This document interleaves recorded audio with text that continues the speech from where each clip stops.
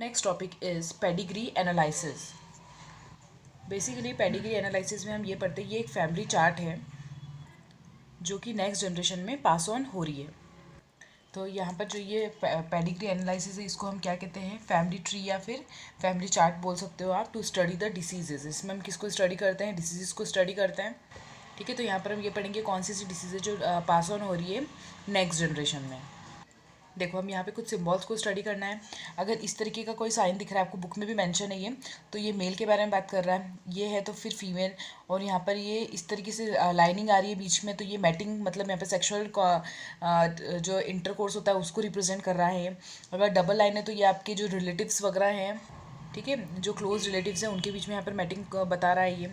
फिर इस तरीके से अगर कोई साइन दिख रहा है आपको, तो अपर पेरेंट्स लोअर चिल्ड्रंस उनके बीच में बता रहा है आपको। तो इसको ऐसे समझ सकते हो आप, ये जो ऊपर वाला जो है ना, ये जो यहाँ पे मैटिंग हो रही है वो आपके पेरेंट्स को रिप्रेजेंट कर रहा है, और जो नीचे वाला है ये चिल्ड्रंस को, यानी उनके जो ऑफस्प्रिंग है उनको रिप्रेजेंट कर रहा है। इस तरीके का अगर कोई सिंबल है तो वो सेक्स अनस्पेसिफाइड, मतलब हमें नहीं पता कि वो मेल है या फीमेल है। अब देखो, इसके अंदर यहाँ पर नंबर लिखा है 5, तो यहाँ पर क्या है, 5 चिल्ड्रन से 5 बच्चे हैं। अगर कोई शेडेड है तो वो अफेक्टेड है या डिसीज्ड है वो। ठीक है, तो वो या तो डिसीज़ होगी उनको, या तो वो किसी न किसी डिसऑर्डर से या डिसीज़ से अफेक्टेड होंगे। अब यहाँ पर जो ये पेडिग्री एनालिसिस है, जो ये पेडिग्री चार्ट है, वो किस तरीके से बना होगा। ठीक है, तो हम यहाँ पे देखते हैं। देखो, ये इनके पेरेंट्स है, ठीक है, इनके ये बच्चे हैं, यहाँ पे ऑफस्प्रिंग है, ठीक है। अब उनके बीच में मैटिंग हुई, ठीक है, तो उनके ऑफस्प्रिंग्स प्रोड्यूस हुए, तो इसको हम नाम दे देते हैं। ठीक है, ये है फर्स्ट जनरेशन, ये है सेकेंड जनरेशन, और ये है हमारी थर्ड जनरेशन। अब क्वेश्चन कैसे पूछे जा सकते हैं पेडिग्री चार्ट से रिलेटेड, तो वो मैं आपको बता देती हूँ। ये चार्ट जो है वो बीमारियों को रिप्रेजेंट करेगा, अलग अलग डिसीज़ को। तो अब इसके लिए आपको डिसीज़ भी कितने तरीके की होती है ये भी पता होना ज़रूरी है।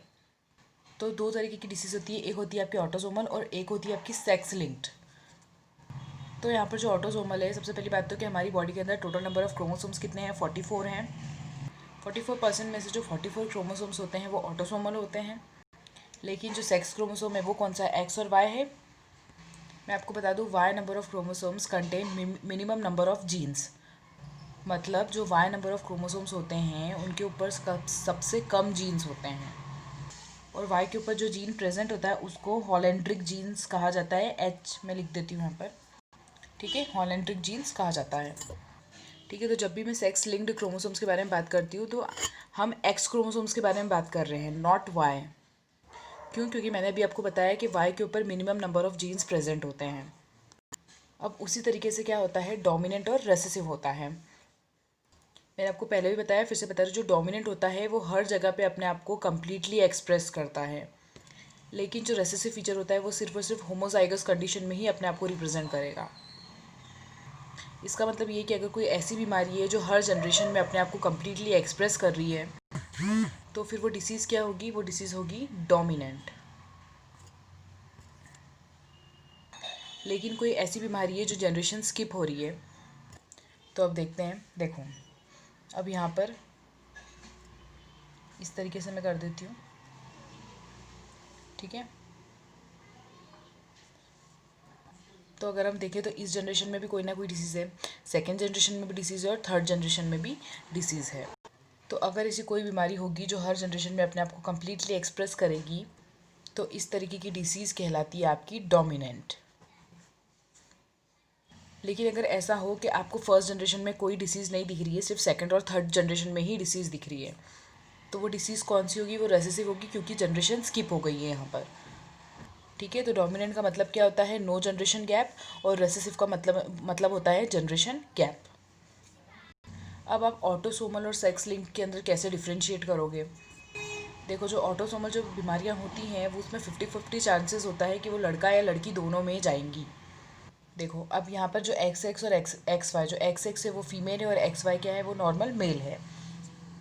तो अगर कोई भी डिसीज़ जो सेक्स लिंक्ड है, ठीक है, अब उस डिसीज़ को कंट्रोल करने वाला जो जीन है वो एक्स क्रोमोसोम के ऊपर प्रेजेंट है। तो यहाँ पे मैंने क्या लिख दिया, एच, जो हीमोफीलिया को रिप्रेजेंट कर रहा है। अब जो फीमेल है उसके पास में तो दोनों ही एक्स क्रोमोसोम से, और मेल की बात की जाए तो उसके पास में एक एक्स क्रोमोसोम प्रेजेंट होता है। अब इसके अंदर जब हम एक्स एक्स से क्रॉसिंग करवाएंगे तो हमारे पास में क्या आएगा, एक फ़ीमेल आएगी, और एक्स की वाई से करवाएंगे तो एक मेल आएगा।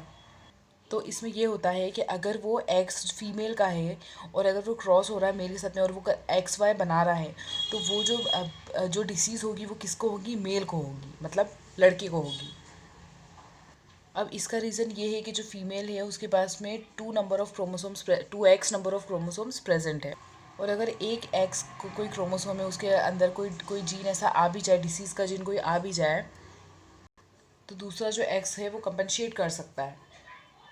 लेकिन अगर फीमेल के कोई भी एक एक्स क्रोमोसोम के अंदर कोई भी डिफेक्ट है, तो जब वो वाई के साथ में फ्यूज़ करेगी तो उस बच्चे को या वो लड़के को वो बीमारी होगी ही होगी।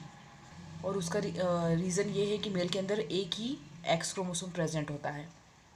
ठीक है, तो हम इसको ऐसे, तो जो मदर है वो किसको डिसीज़ करवाती है, सन को, और जो फादर है वो किसके लिए रिस्पॉन्सिबल होते हैं डिसीज़ करवाने के, डॉटर को।